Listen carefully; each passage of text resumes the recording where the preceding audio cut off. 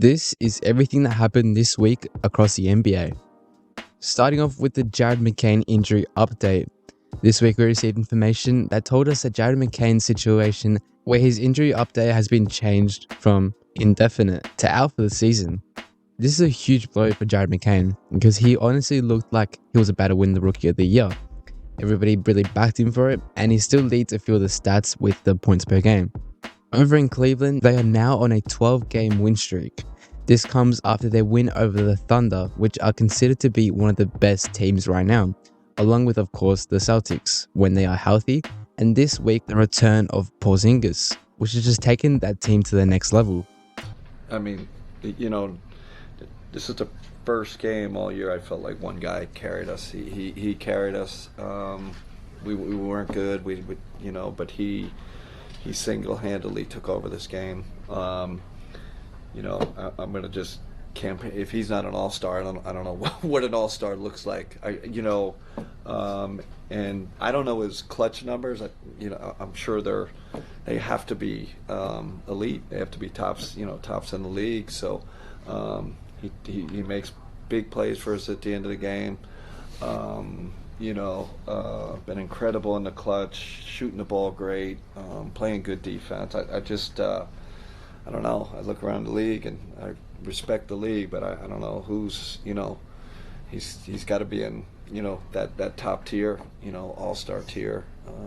Phenomenal player. He completely took over the game and carried us. Said blatantly that you carried them tonight. When it comes to feeling the game and being able to understand that you have it going, what is it like to be in that state of mind and in that presence? When you see a couple shots go in, the rim gets bigger. So we needed all of them tonight, especially with that back-to-back. A lot of energy was drained from last night. So it was pretty tough coming in here on a back-to-back, and I give a lot of credit to Toronto for sure. They made a lot of shots. They made it hard for us on the offensive end. It was pretty physical, pressuring the ball a lot. So I give them a lot of credit. But for us, we didn't have a lot of energy coming into this game. But get a credit to us as well for fighting for 48 minutes.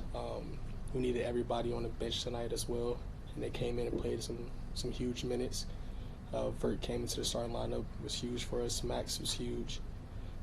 Ty came in, was very aggressive, and it was a team effort. Victor Wembanyama is now looking set to take his first All-Star appearance. His team, the Spurs, are currently 18 and 19. Taking things for granted. Respecting, what we call the basketball gods.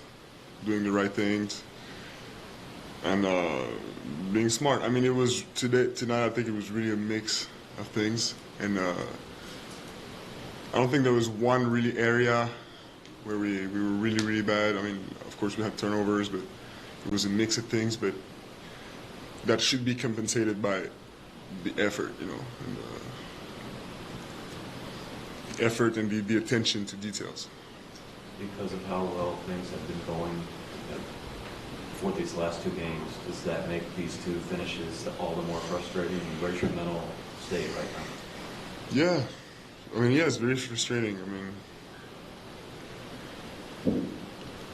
It's for sure we should right now we should have more wins, but we don't deserve more wins, because this is where we're at right now.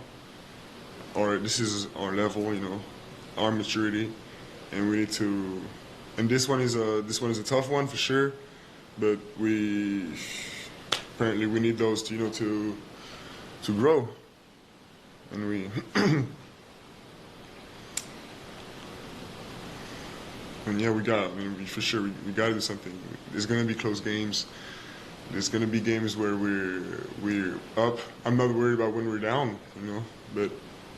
There's going to be games when we're up and we got to keep a lead. In the NBA, it's hard, and games that are going to be close and that we need to win. And individually, he has been all over the place. For example, he could either get you 10 points or 33 the next night.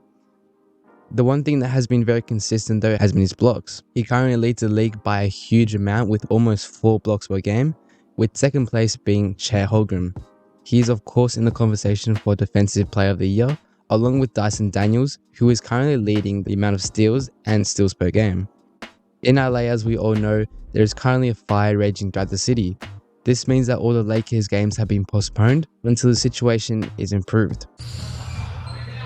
My wife got out really early. She was actually on the other side, close to like mid-city, and came out outside and saw the fire.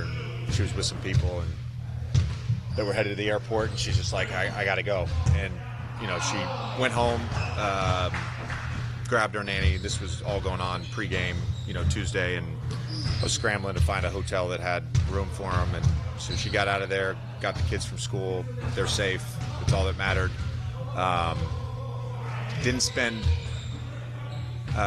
any time on Twitter for a long time.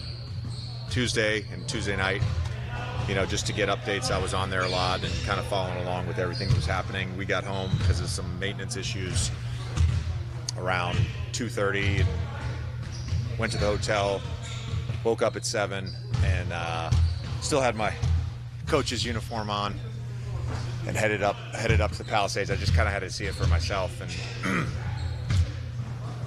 I was not prepared. I was not prepared for what I saw. It is it's complete devastation and destruction. I had to go kind of a different way to the house, but I went through most of the village and it's all gone. And I don't think you can ever prepare yourself for something like that. Those are the major headlines this week in the NBA. I'll see you next week.